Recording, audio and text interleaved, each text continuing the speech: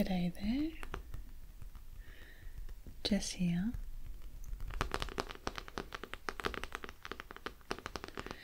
And tonight I'm gonna take you on a little virtual holiday / nostalgia trip. And we're gonna visit in this book a whole bunch of cities that I have visited in real life once upon a time. And there's quite a few to get through. And I thought rather than flicking through the whole book, because that would take a long time, I have marked a whole bunch of cities that we are going to look at tonight.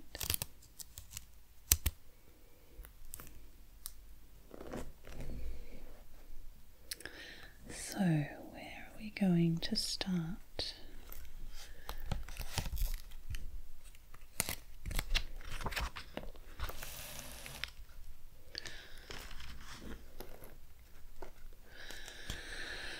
Paris.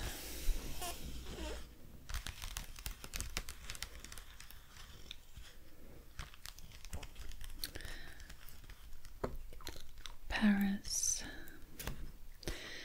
This global city sits astride the River Seine, whose banks are a UNESCO World Heritage Site, in the middle of a vast urban conurbation that is home to 12 million people, underlining the huge national and international significance of Paris. So when I went to Paris, what does it say here? Don't miss the Mona Lisa. I did see the Mona Lisa in the Louvre. It was quite underwhelming, actually. And the room was packed full of people who were taking pictures with their phones, and I was at the back of the room and didn't get any closer because honestly the Louvre is so huge and full of amazing things that there was other things to see. I remember some beautiful sculptures and some of the rooms that had been kept the way they were, I believe, prior to the revolution, which was pretty cool to see. And we, of course, went up the Eiffel Tower and wander around the city. It is a beautiful city to walk around. I'd like to see it again one day. What's next?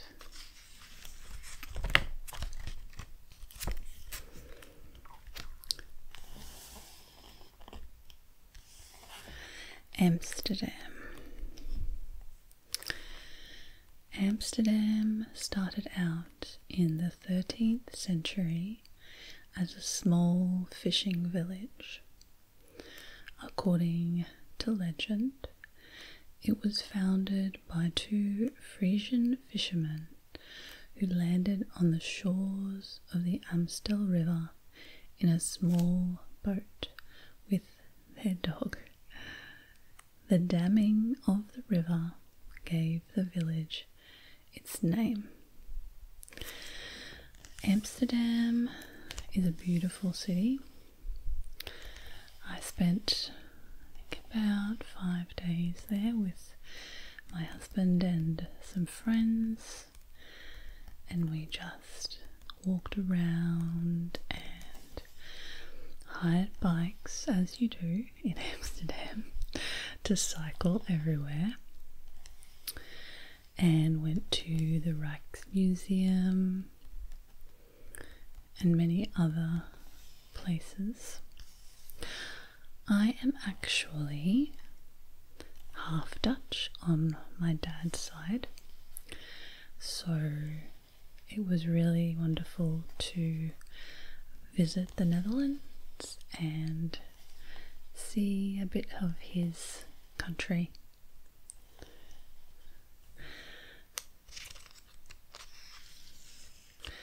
Don't miss a boat tour of the canals. Yes, we did that, and that was awesome. The oldest church, I don't remember seeing that. The Anne Frank house, we did walk by, but the lines to get in were very long, so we didn't go in. Van Gogh Museum, didn't go there but did see it. The nightlife, we aren't big party people, so that wasn't a big draw for us, but we did enjoy being in Amsterdam.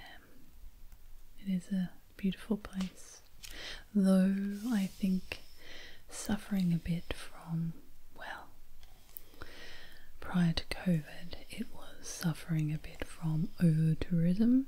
I don't know if that's still the case now. Okay.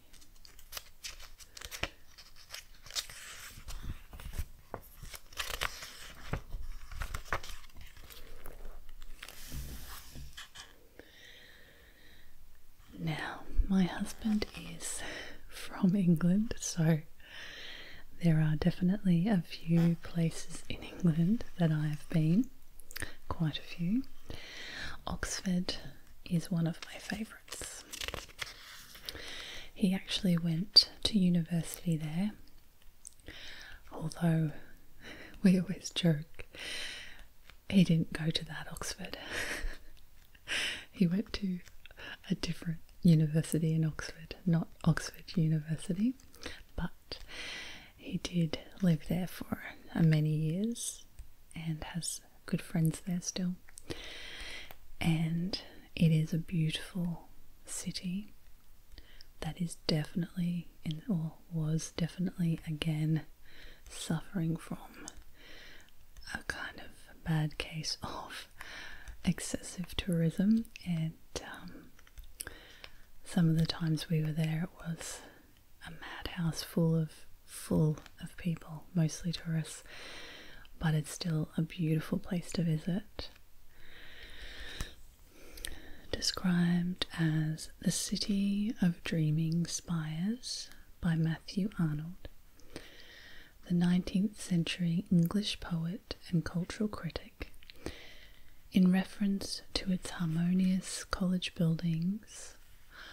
Oxford is home to the oldest university in the English-speaking world,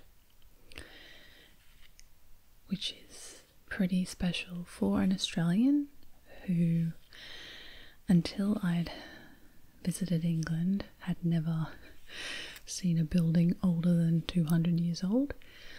It was pretty amazing to see these ancient structures in Oxford. So don't miss a couple of the colleges that you can have tours of. We didn't do that. We did see the Radcliffe Camera. The circular dome and drum is one of the city's most distinctive landmarks.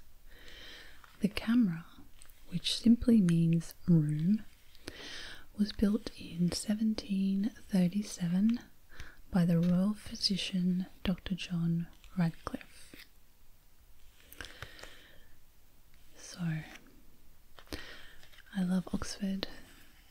If we ever went to live in England, it's high on our list of potential places to live.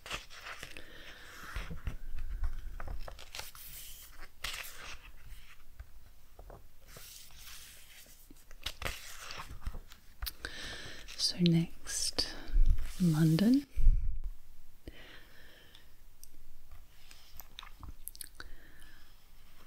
Of course, usually when you fly into England from outside the country, you do fly to Heathrow Airport, which is outside of London.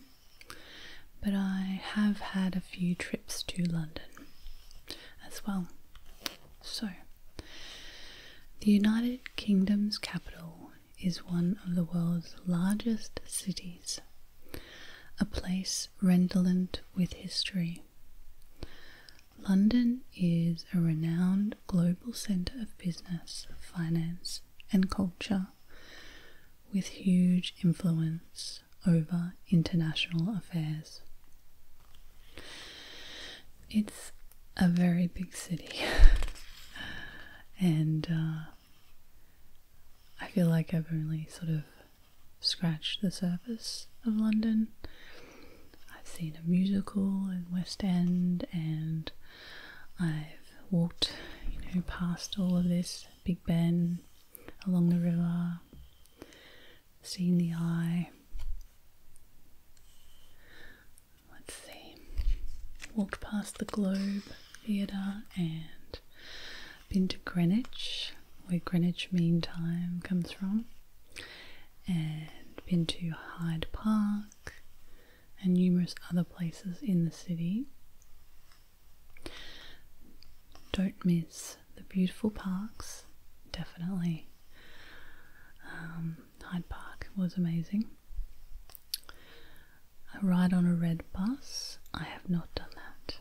Shakespeare's Globe Theatre, I've seen it from the outside. Been to a couple of the museums.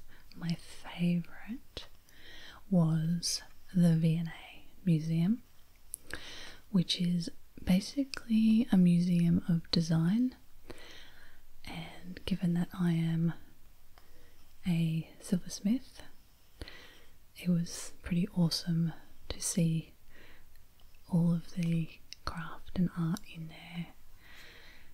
They have an amazing jewellery room, just full of beautifully designed, ancient up to modern times jewellery. There's the couture area, clothing, there's sculptures, all sorts of stuff. It is a really cool museum.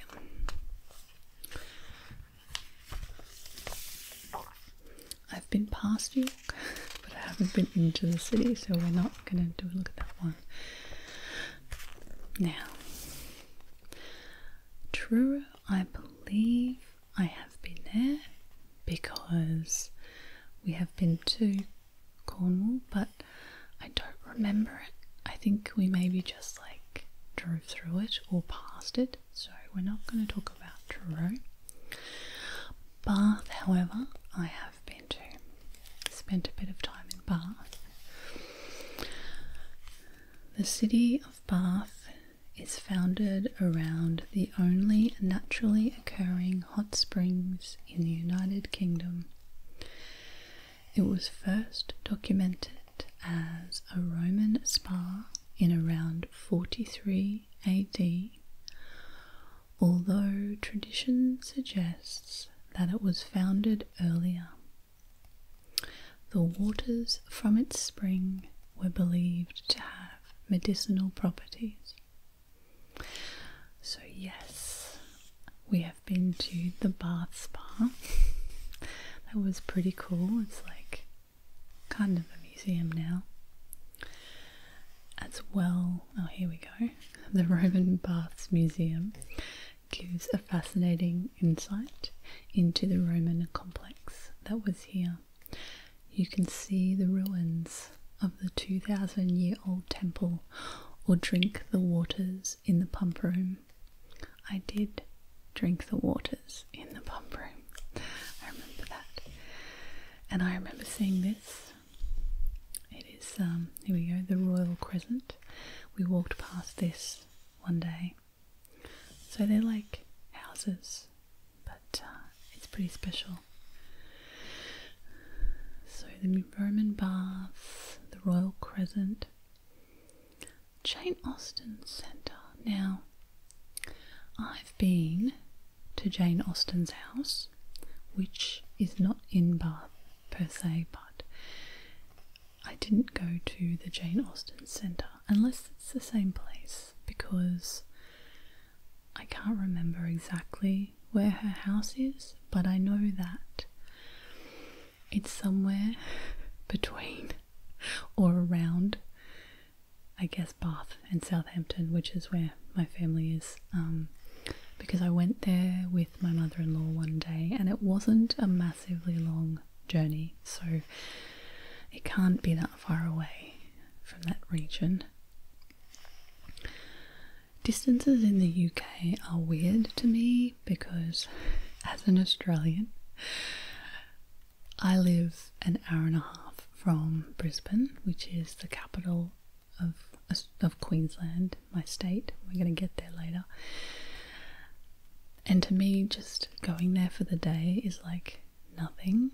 But in England, my family lives in Southampton and it's an hour and a half to London. But going to London is like this massive deal. Like you would never just go for the day, you know, it has to be like a special trip. So we have a very different conception of distance to the English.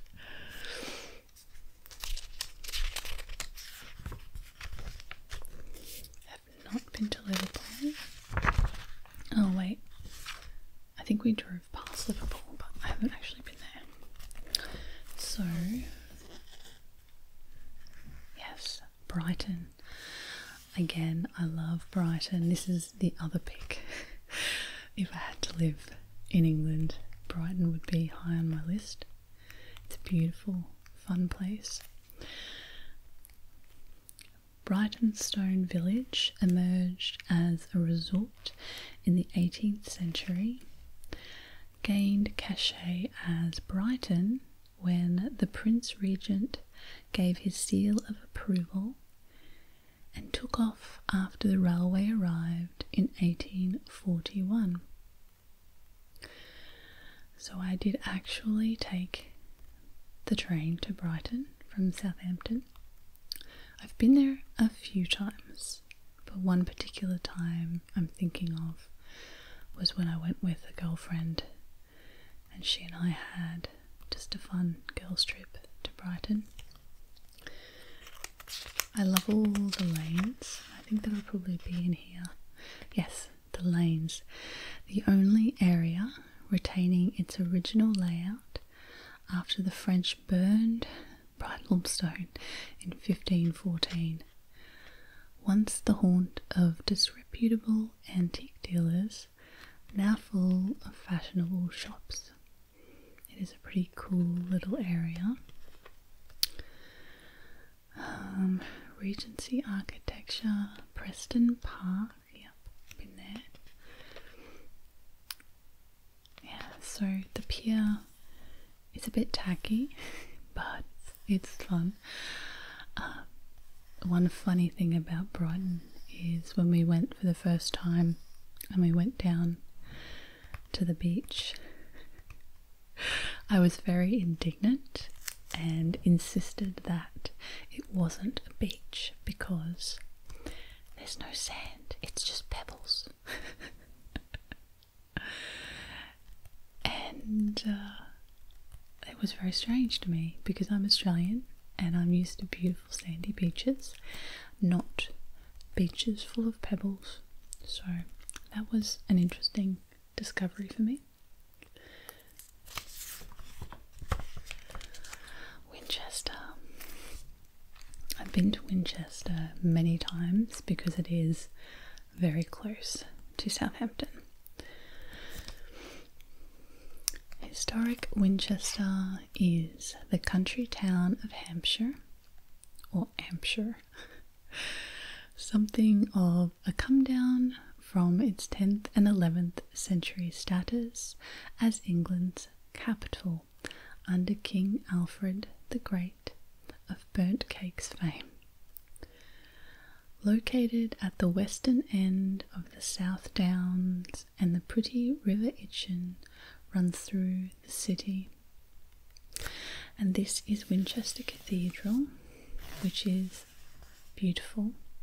I've been in there. I actually really love old churches, and whenever we travel, especially in England and Europe, I love to visit and go see all the stained glass and the old architecture of churches.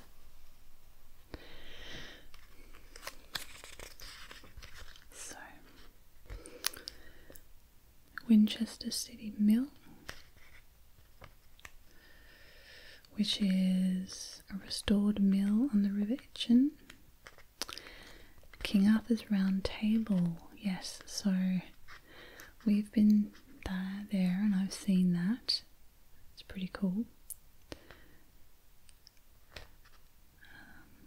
It's painted with the names of King Arthur and the Knights of the Round Table.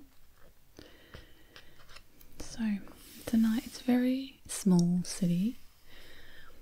The fun thing about England is that to be a city, you need to have a cathedral. That's kind of the rule in England. So I would call Winchester a town, but it gets city because it has the cathedral.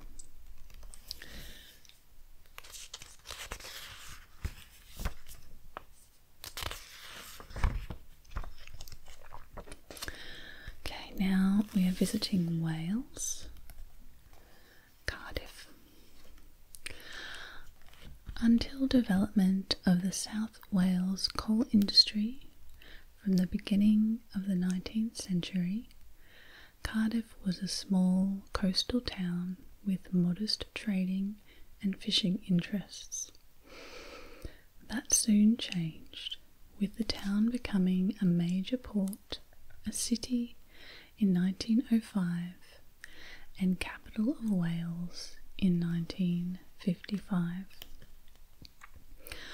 I only spent a day in Cardiff, and honestly the main reason I went to Cardiff was to go to the Doctor Who experience, which has sadly since shut down because it was super fun, because I am a big Doctor Who fan and it was really cool to go through that place.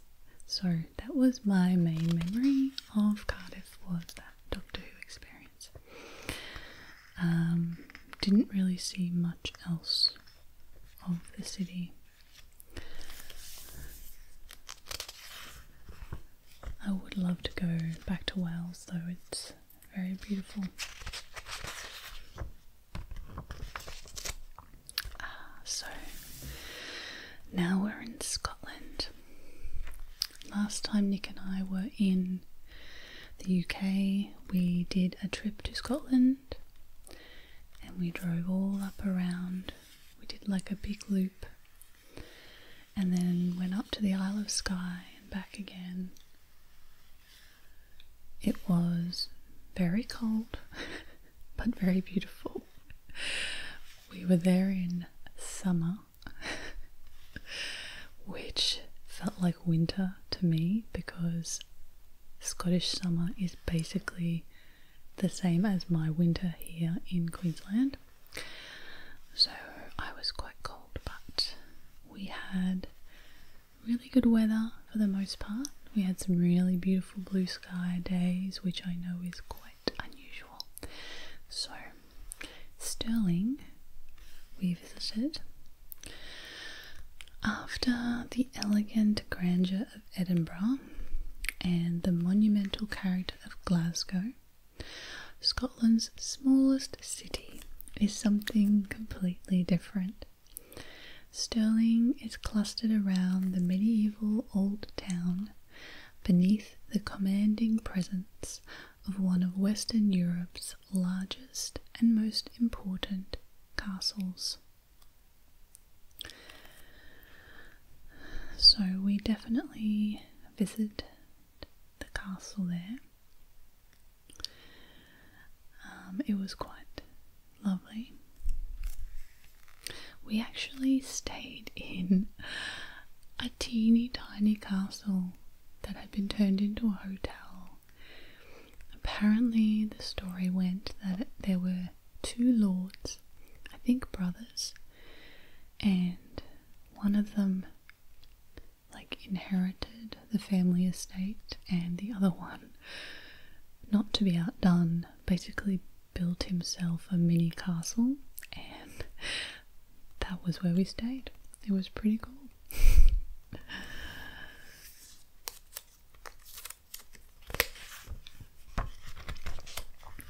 Edinburgh. Beautiful. In the eternal rivalry between Scotland's two greatest cities, Edinburgh in the elegant east claims cultural superiority over Glasgow in the Wild West. The nation's capital and seat of the Scottish Parliament sits beside the Firth of Forth. This dramatic city has a rugged location and huge collection of wonderful old buildings. The Old and New Town districts are a UNESCO World Heritage Site, attracting some 13 million visitors a year, who rarely feel the need to stray far from the historic centre into the wider city beyond. So we have in Edinburgh the Old Town, which is the castle on the hill, and the New Town, which is the rest of the city below, basically, where the castle is. I really loved Edinburgh. We stayed for 4 days, 3-4 days. And we climbed up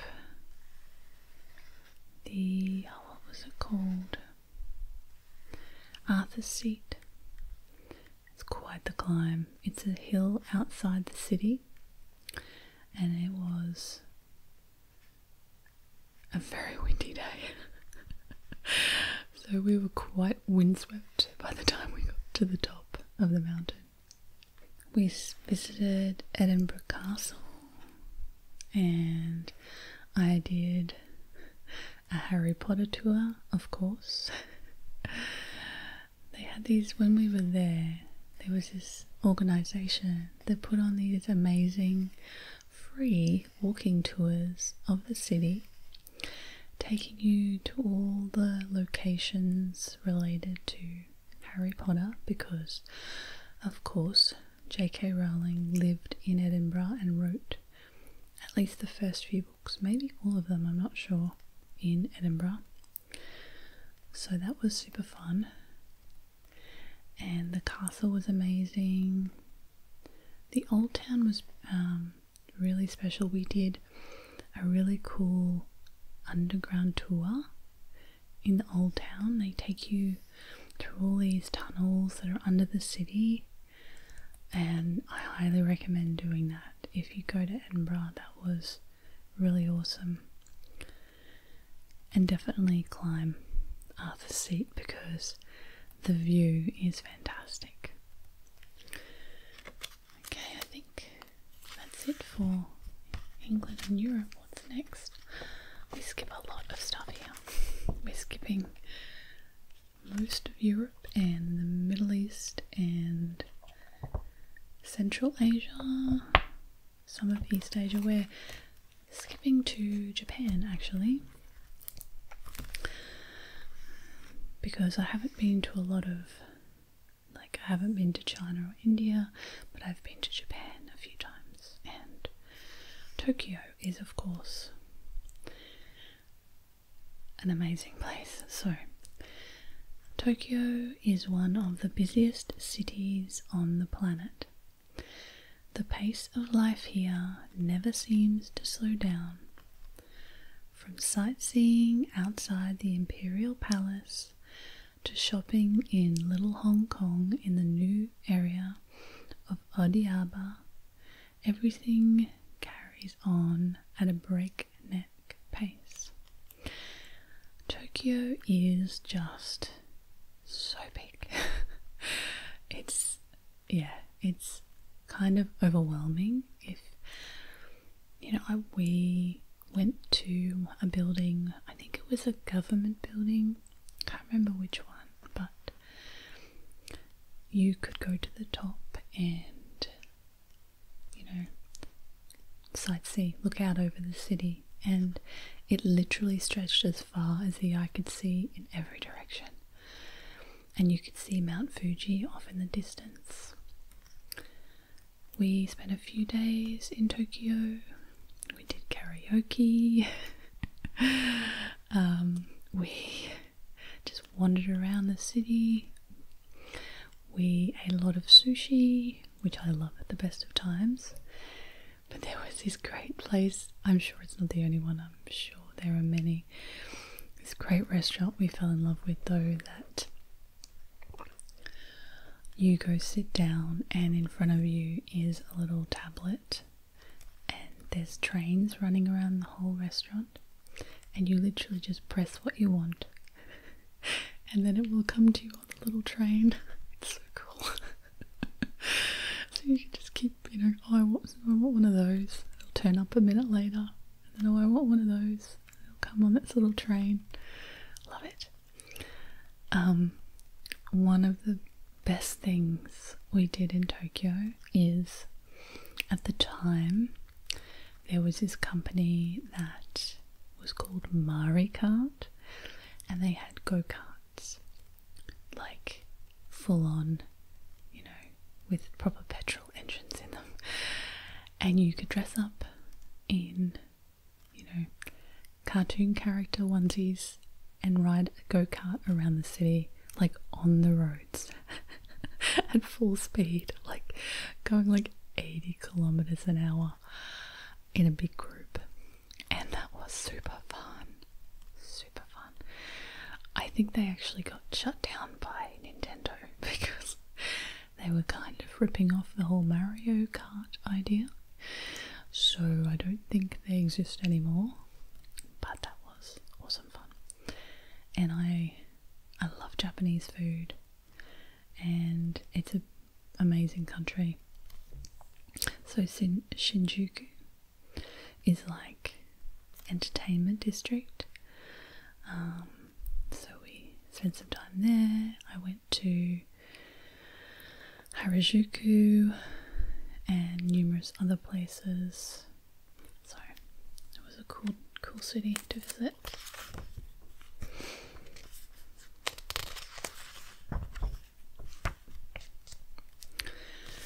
We didn't get to Hiroshima, it was on the list, but we couldn't make it there.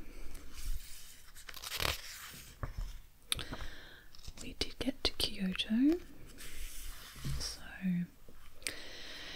if you conjure up a mental image of traditional Japanese architecture and gardens, it's likely that it's a fairly close match to the historic areas of Kyoto. It was the capital of Japan from 794 until the 1860s, when Emperor Meiji relocated to Edo. It is one of the few cities in Japan to retain large numbers of older buildings, and 17 properties here, consisting of 198 monuments, make up the UNESCO World Heritage Site of the Historic Monuments of Kyoto, which was declared in 1994. So there are so many beautiful old buildings and gardens in Kyoto, which was one of the reasons we went there. And the Imperial Palace was amazing. We also did a Japanese tea ceremony in Kyoto, which was a really beautiful experience. And I remember afterwards watching a lot of tea ceremony videos on YouTube because I found them so relaxing. Japan is such a old culture, and there are a lot of very, I guess, strict traditions in Japan. They are an incredibly friendly bunch of people, and it's a beautiful country to visit. Beautiful country to ski in. We went skiing as well, and it was amazing. Okay, so now we're visiting Cambodia. I went to Cambodia, I think it was 2014, somewhere around then, with a girlfriend of mine. And we went to Phnom Penh, amongst other places. We also visited Angkor Wat and various other locations in Cambodia. So, the capital of the Kingdom of Cambodia, Phnom Penh, is located at the confluence of three rivers, the Mekong, the Bassac, and the Tony Sap. The city is divided into three sections. The north, an attractive residential area. The south, or the French part of the city, with its ministries, banks and colonial houses. And the centre, with narrow lanes, markets, food stalls and shops. As they say here, they talk about the Vietnam War and Pol Pot, the Khmer Rouge regime. We did visit a few of the war museums when we were there. We went to the Royal Palace, which is beautiful, amazing building. We went to a few other places as well that were very moving, and saw a lot of the history of the Khmer Rouge, which was quite overwhelming to see. And it's a very vibrant city.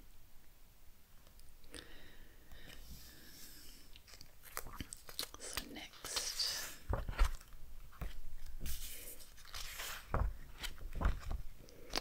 we have Singapore. I've been to Singapore a couple of times. On that same trip with my girlfriend, we went to Singapore for a few days. We kind of did a bit of a trip around Southeast Asia. We went to Cambodia and Thailand and Singapore and Malaysia.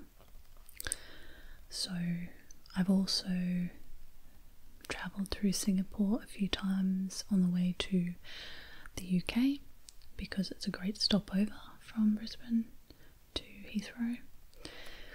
So I've spent a bit of time there. One of the few city-states in the world, Singapore is a nation of 63 islands covering 705 square kilometres, or 272 square miles, which lies at the southern tip of the Malay Peninsula. In 1819, when still a sparsely populated fishing village, it was colonised by the British East India Company in order to exploit its geographical position as a tactical outpost along the spice route. So, Singapore is unusual in that English is basically its main language, one of the main language. So they say here Singlish, the local colloquial dialect of English, which has many Creole-like characteristics and incorporates vocabulary and grammar from various Chinese dialects, Malay and Indian languages, is commonly spoken on the streets of Singapore. So it's pretty easy as an English-speaking person to visit Singapore because everybody understands you. And it's a strange country because it's basically all city. And it has the amazing, what's it called? Do they have it on here? Yeah, so the Marina Bay Floating Stadium, and there is a building, and I can't remember what it's called. It looks like it has a ship on top of it. I remember when we first got to the city and we were walking towards the centre and we saw it in the distance. We were like, what is that? It looks like there's a ship floating on top of these buildings. And it kind of is. The merlion, that's a cool statue that is in the centre. You can see it down here actually. There's the merlion. You probably can't see it on the video, but it's like this big merlion, as in mermaid lion statue, with like spurts water out its mouth. It's kind of cool. And the food there is amazing. And there's some really cool temples to visit and lots of other things to see as well. It's also very, very hot there in summer. I mean, I live in a hot place, but it's like next level hot because it's basically on the equator. So yeah, it's very humid. Okay, so what have we got next? Home.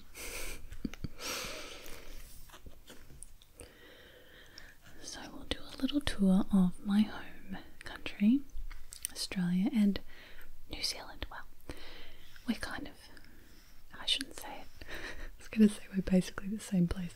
We're not. We're very similar though. And I've been to all the major cities in New Zealand. It's only 3 hours away from here, from where I live, to fly to Auckland. Okay. So, Hobart is the capital of Tasmania, which is a little island at the bottom of Australia. Very cute little city, very cold to me. It's kind of like a little bit like England in temperature wise. And then we have Perth, which is the capital of Western Australia. I have not been to Perth. I have been to Western Australia, but only the very top. There's a town up there called Broome, and I've been there on a road trip from Townsville across the middle of Australia to Broome, across the top end, we call it, of Australia. But I have not been to Perth, although I would love to see Perth. I have been to Hobart a few times, yet to get to Perth. It's actually a 5-hour flight from where I live in Brisbane to get to Perth, because we're basically on pretty much as far apart as you can be in Australia. Brisbane's like on the most outward bit of the east coast, and Perth is quite far out on the west coast, so it's a long trip to get there. Melbourne, which is the capital of Victoria, which is along the bottom of the east part of Australia. And Melbourne's a really cool city, lots of art and culture in Melbourne. It's also known for having 4 seasons in one day. A bit too cold for my Queensland self, but I've been there many, many times, and it's a very fun city to visit. Now, Brisbane. This is my home city. I've lived and grown up around Brisbane most of my life.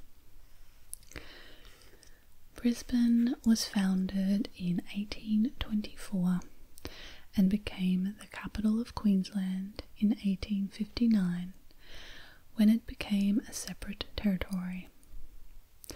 It remained relatively small until after World War II, but in the last few years has become a popular place for both newcomers to Australia and people from states to the south to move to, because of its laid-back lifestyle, climate, and easy access to both the Gold and Sunshine Coasts, which are within an hour or so's drive, and the southern part of the Great Barrier Reef. Closer still are the 360 plus islands of Moreton Bay, with beautiful beaches, great surf, and thriving yachting and fishing communities. Brisbane is a beautiful city. I love it.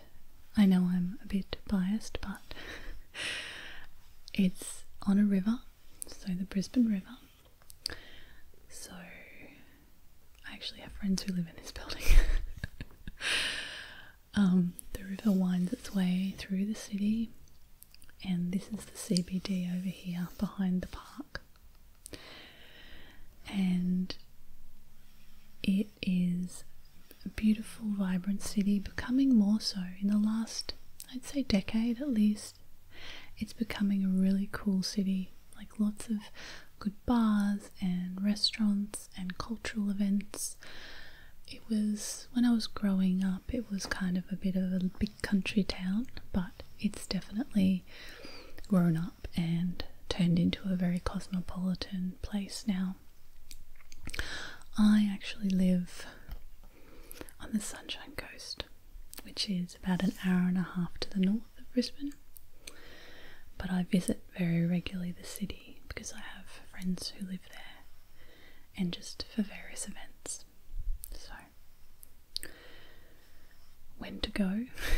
Spring or autumn? Yes, that is the best time of year here. It's very hot and humid in summer, cool and damp in winter. Not that damp. It does get cool. What do they say? Don't miss eating Moreton Bay bugs. Yes, they are delicious. They're kind of like the lobster of Australia. Not that we don't have lobsters, because we do, but they're like our local version. The nightlife in Fortitude Valley and New Farm, the restaurants in Paddington. Yeah, there's lots of cool little places. South Bank is really fun, and all the museums and galleries there. And yeah, it's a great city. If you ever come to Australia, come visit us in Brisbane. Now, of course, Sydney is what everybody thinks of when they think of Australia. Sydney has its attractions. It's actually not my favourite city. I mean, I love the Opera House and the bridge, and it is on the water, and like Manly and Bondi and all those areas are quite cool, but the actual city itself I'm not actually a big fan of. It's not my favourite. I have been there a number of times, but I don't really spend time in the city. The Rocks is cool. It's like the old original settlement, which has beautiful old buildings and has craft shops and a market, so that's pretty cool. I do recommend that if you're in Sydney. It is definitely something to see if you do like a cruise from Circular Quay to Manly and you go through the bay. It's quite stunning on a beautiful day.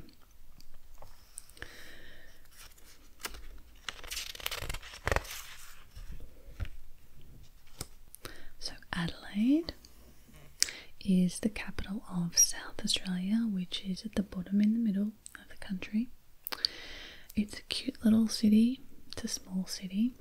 I've been there a few times. The next one is we're moving into New Zealand now.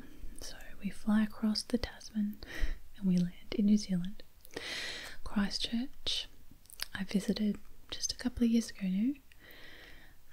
It's a lovely little city on the South Island, and it's basically the gateway to the South Island and the bottom part, which is absolutely stunning. It's basically the Europe of our region. There's amazing mountains, snowy peaks. I mean, if you've ever seen The Lord of the Rings, you've seen New Zealand, because that's where they filmed it, and the amazing mountains there, the fjordlands. I did a trip with a friend and it was amazing. So Christchurch had a really bad earthquake about a decade ago, and it destroyed some of the landmarks in the city, which was really sad. So there was a beautiful cathedral, but it was destroyed in the earthquake and it still hasn't been repaired. So Christchurch is still sort of recovering from that earthquake. Then we have Auckland, which is the capital of the North Island of New Zealand. It's a very cosmopolitan city, and Wellington is actually the capital of the whole country, and it's at the top, it's at the bottom of the North Island, and it's very, very windy. One of the scariest, I think, flights I've ever been on was flying out of Wellington, because it's so windy, like crazy windy, and I was amazed that the pilots did an amazing job, but yeah, it was a bit scary. So I haven't spent a lot of time in Wellington. I've been there once, I think. Auckland I've been to at least twice. I'm trying to think, I had to go there for work once, and then I've been another time at least. So I've spent a bit of time in Auckland, and it's a very expensive city to live in, but it's on the bay and stuff, so it's quite a beautiful place as well. Okay, we're getting to the end here. So now we're in Canada. I have some family in Canada, so Victoria is near where they live, and it's at the southern end of Vancouver Island. Victoria is an important port city, the capital of British Columbia, and home to a large naval base. So it's a really cute little city. The Canada Day fireworks displays, I've actually been there for Canada Day, and that was super fun. It has a few old buildings that you can see, but it's very small. Vancouver I've also been to in the last few years. Canada's fastest growing city. Vancouver is a magical place full of contradictions. So there's the mountains off in the distance with lots of skiing and stuff, and there's a beautiful harbour. I loved watching the seaplanes take off and land in Vancouver Harbour.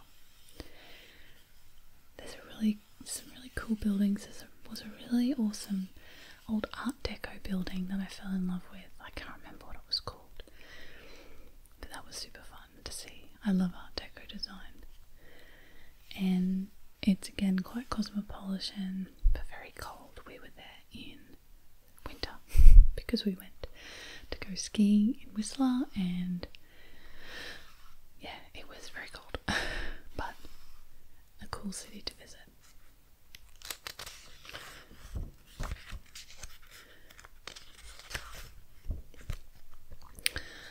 spent a bit of time in the US as well because my mother is American and she grew up in the US, so I've been there a few times, and of course also just to visit because there's some beautiful places, including Honolulu in Hawaii.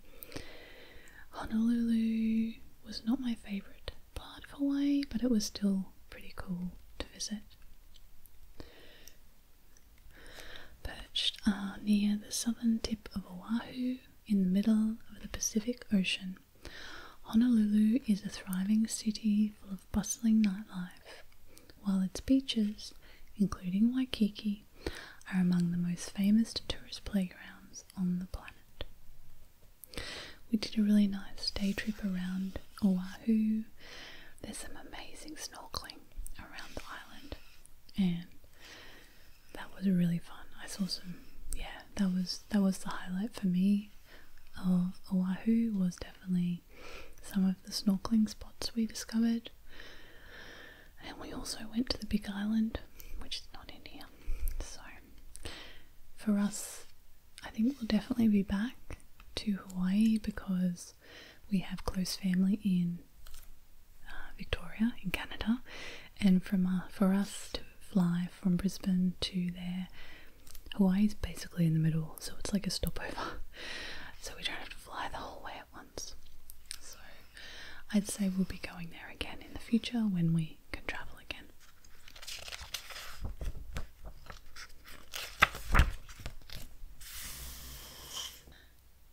Okay, so Los Angeles.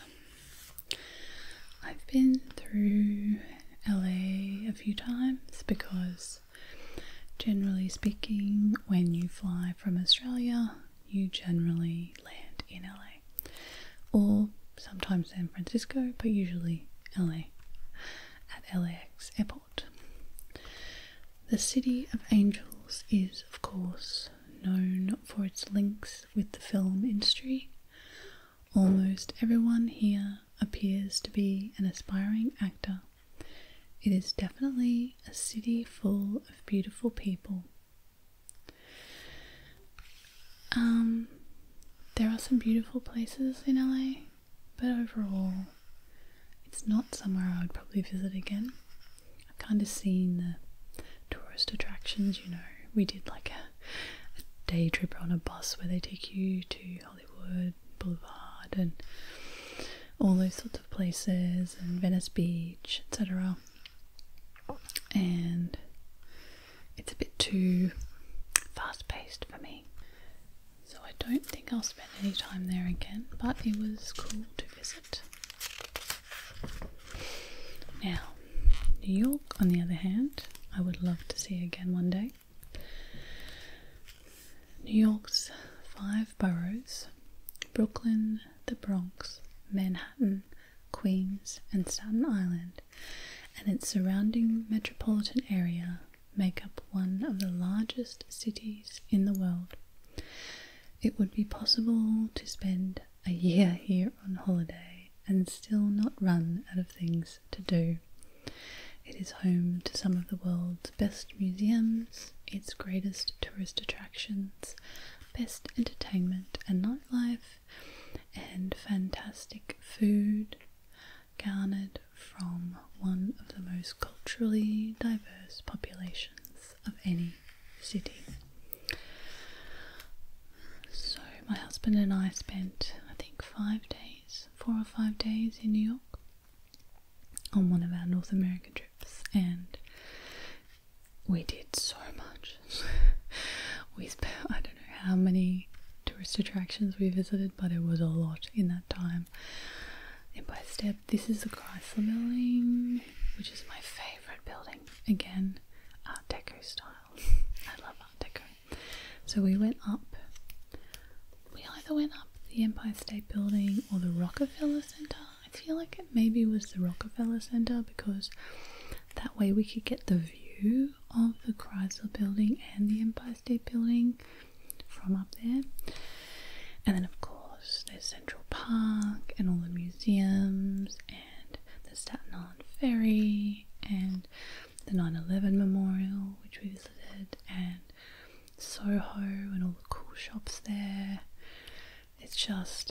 such a diverse and vibrant city with so much to see that I would love to go back there one day and just see more of it that I didn't get to see the first time around. So definitely on my list of visiting it one day. Now we're going to visit my mother's home city, Portland. It's where she grew up. Straddling the Willamette and Columbia rivers, Portland is a port and industrial city that for more than 150 years has served as a major gateway to the Pacific Northwest. It is known as one of the greenest cities in the US in both senses, and prides itself on its beautiful parks, including Mount Tabor, built on the extinct volcano of the same name, and many city centre parks such as the Portland Japanese Garden and Portland Classical Chinese Garden. This is Mount Hood in the distance. And Portland is a funny little city. I don't know that I'd really spend much time there, apart from the fact that I went there with my mum because we, visited where she grew up. I also went to a conference there once. But I actually prefer Seattle, which I have, again, visited a few times. So that's a little bit further north than Portland, and it's the capital of Washington State, whereas Portland is not the capital of Oregon. It's just the biggest city in Oregon. I'm pretty sure Seattle's the capital of Washington State. I could be wrong there as well. But Seattle's a cool city, and you can actually get a ferry from Seattle up to Vancouver, or up to Victoria, where my family lives. So that's what we have done in the past. So Seattle, I like the Space Needle, I like the bay.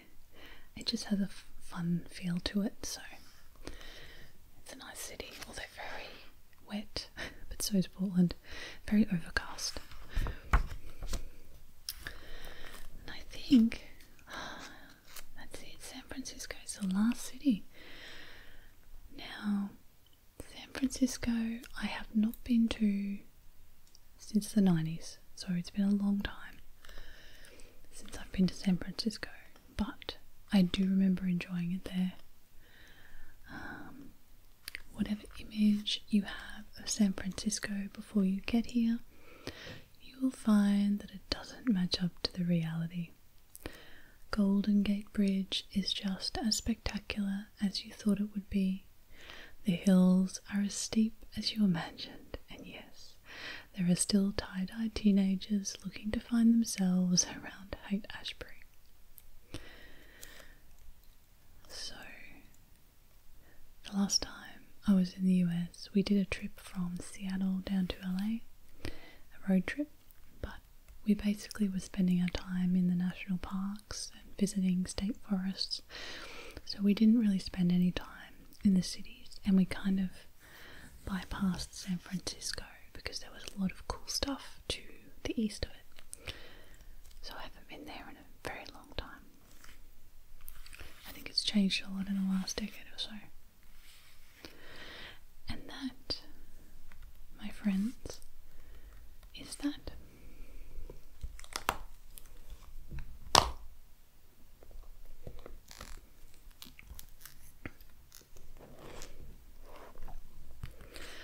I hope you enjoyed that little virtual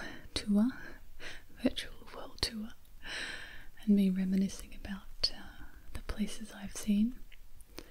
So many more I haven't, but we only have so much time, don't we? Perhaps the next time, if you enjoyed this one, I could go through the book and highlight cities that I haven't been to that I would love to visit. Or perhaps you can leave me some suggestions in the comments below of cities that you love or that you would love to visit. Or maybe I inspired you today to visit one of the ones I talked about in this video.